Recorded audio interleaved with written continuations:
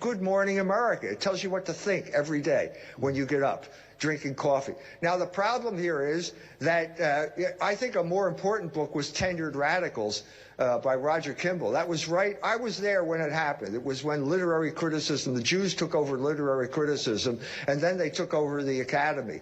And Roger Kimball is trying to explain what's going on, and he says it's communist. No, it's not. That was the problem. They didn't have the vocabulary that could identify who was doing what. If you can't identify the enemy, you're going to lose the war. That's what the Chinese guy said.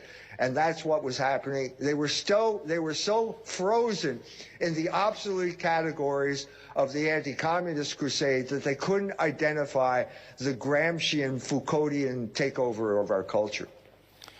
The fundamental principle of Anglo-American foreign policy is control of the Eurasian landmass by dividing the Eurasian landmass. What the United States foreign policy has done, what the Jews at the Treasury Department have done through their sanctions, is the exact opposite. They have united the Eurasian landmass. The St. Petersburg International Economic Forum is a classic example of what I'm talking about. Russia is now embracing China. When we had adults running the foreign policy, adults like Henry Kissinger, he understood that Nixon should divide China from Russia.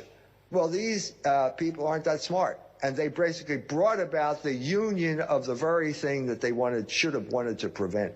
I tried to tell Alexander Dugin that there is some good coming out of this because there is, I think, a global consciousness that is now emerging, and it's based on Logos because it has to be based on Logos because there's no other alternative. And if we can talk about that, that's a great step, and that means that God brought some good out of this evil.